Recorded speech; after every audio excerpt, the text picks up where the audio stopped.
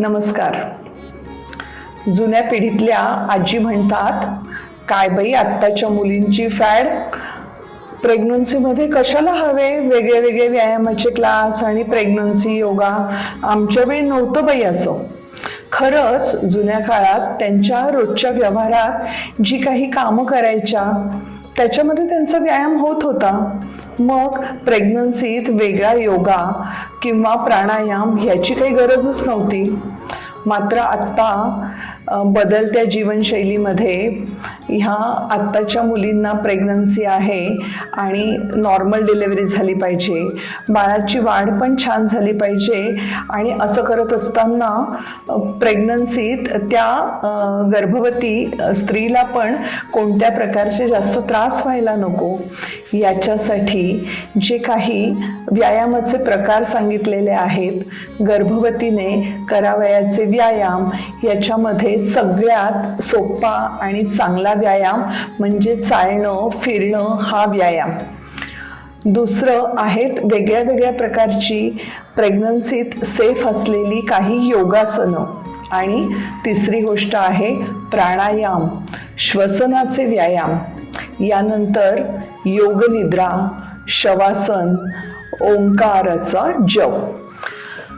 प्रसूतीशास्त्रात एक सर्वसामान्य नियम आहे, तो म्हणजे ज्या स्त्रीच्या शरीरातले सगळे स्नायू, फुफ्फुस आणि हृदय निरोगी अवस्थेत असेल, जिची श्वसनाची पद्धत योग्य आहे, ज्या स्त्रीचं मनस्वास्थ्य उत्तम आहे, अशा स्त्रीची प्रसूती ही सुलभ, सुखद आणि पटकन होते. मग स्नायूंना बळकटी येण्यासाठी चांगला आणि सोपा व्यायाम म्हणजे चालण्याचा व्यायाम. सर्वात सोपा आणि सहज करता येण्यासारखा व्यायाम, 9 महिने अगदी डिलिव्हरीपर्यंत करता येण्यासारखा व्यायाम म्हणजे मोकळ्या हवेत फिरायला जाणं. याचा मुख्य फायदा म्हणजे मांड्या आणि नितंबाच्या स्नायू वापरले जातात, त्यामुळे तो भाग लवचिक राहण्यास मदत होते. मोकळ्या हवेत सकाळी फिरायला गेल्याने पुरेसा ऑक्सिजन मिळतो आणि त्या ऑक्सिजनचा फायदा म्हणजे मळमळ, उलटी कमी होते किंवा छोट्या मोठ्या शारीरिक तक्रारी पण कमी व्हायला मदत होते. आता चालण्या फिरण्याच्या व्यायामानंतर काही सोपी योगासनं सांगितलेली आहेत. योगासनं करताना एक ठराविक वेळी रोजच्या रोज करायला पाहिजे. मोकळी हवेशीर अशी जागा, स्वच्छ सतरंजी किंवा मॅट घेऊन भिंतीच्या कडेला असं बसून तुम्ही ही आसनं करू शकाल. पहिल्या आहेत बैठक स्थितीतली आसनं. याच्यामध्ये तडागासन, अर्धचक्रासन, उत्तान ताडासन, जानुस्कंदासन, मार्जारासन. तर बैठक स्थितीतल्या आसनांमध्ये भद्रासन, सुखासन, अर्धपद्मासन, पर्वतासन, वक्रासन, 4थ्या महिन्यापर्यंत वक्रासन चालेल, वज्रासन, उदरसंचलन. तर दंड स्थितीतल्या आसनांमध्ये हस्तपादासन, कटिचक्रासन, वृक्षासन. शयन स्थितीतल्या आसनांमध्ये काही सुरुवातीच्या काळात पवनमुक्तासन चालेल, अनंतासन. ही सगळी आसनं करण्याच्या आधी वॉर्मअप करायला हवा, म्हणजे सूक्ष्म व्यायाम. याच्यामध्ये मानेचं चक्र, कमरेचं चक्र, हाताचे खांद्याचे व्यायाम, हाताची मनगट गोल फिरवून हातांना पण बळकटी आली पाहिजे, हाताचे स्नायू पण बळकट झाले पाहिजे. मग हे कशासाठी? तर डिलिव्हरी झाल्यानंतर 2.5-3 किलोच्या बाळाला तुम्हाला दिवसातून 15-20 वेळा तरी उचलायचं आहे, अंगावर पाजण्यासाठी, झोपवण्यासाठी, कपडे बदलण्यासाठी, डायपर चेंज करण्यासाठी. असं करताना तुमचे हात दुखायला नको, हाताचे स्नायू बळकट झाले पाहिजे, यासाठी हे सूक्ष्म व्यायाम आणि ही योगासनं जर योग्य रीतीने केली तर तुमची ही गर्भावस्थेची 9 महिने आणि प्रसूतीनंतरचा काळ सुद्धा अगदी आनंदात आणि फ्रेश वाटेल तुम्हाला. कुठल्याही प्रकारच्या कंबरदुखी, पाठदुखी अशा तक्रारी उद्भवायला नको नको याच्यासाठी म्हणूनच ही काही आसनं आणि सूक्ष्म व्यायाम, वॉर्मअप्स हे करायला पाहिजे. सूक्ष्म व्यायामामध्ये शक्ती संचारण, बटरफ्लाय फुलपाखरूचा व्यायाम आणि हृदय उन्मीलन चक्र, काही वेळा गोमुखासन, अशा पद्धतीची सोपी आसनं अगदी सातत्याने रोजच्या रोज ठरलेल्या वेळी केली तर त्याचा फायदा हा तुम्हाला डिलिव्हरीच्या वेळी होणार आहे आणि प्रेग्नन्सीच्या काळात पण कुठल्या शारीरिक तक्रारी उद्भवणार नाही.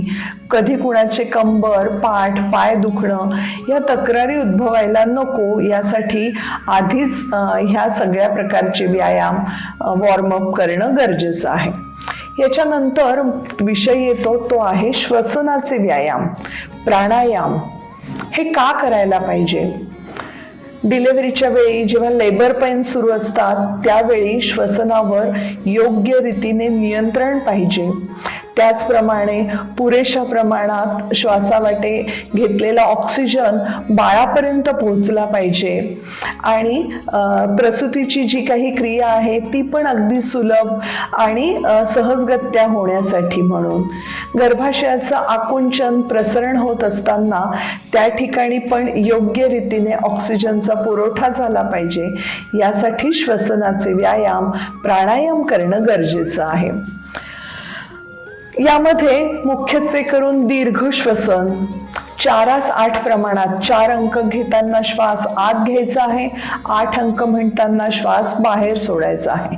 हा दीर्घ श्वसनाच्या अभ्यासाचा फायदा हा डिलिव्हरीच्या वेळी लेबर पेन सुरू असताना नक्की होतो. यानंतर अनुलोम विलोम, शीतली प्राणायाम, सितकारी प्राणायाम यामुळे गर्भिणीच्या शरीरात जास्त प्रमाणात वाढलेली उष्णता कमी होण्यासाठी शीतली, सितकारी या प्राणायामाचा फायदा होतो. त्याचप्रमाणे भ्रामरी प्राणायाम हे केल्याने गर्भवती स्त्रीचं मन पण शांत व्हायला मदत होते. त्याचप्रमाणे मेंदूकडे एक विशिष्ट प्रकारच्या ज्या ध्वनिलहरी तयार होतात त्याच्यामुळे मन पण आनंदी आणि प्रसन्न व्हायला मदत होते.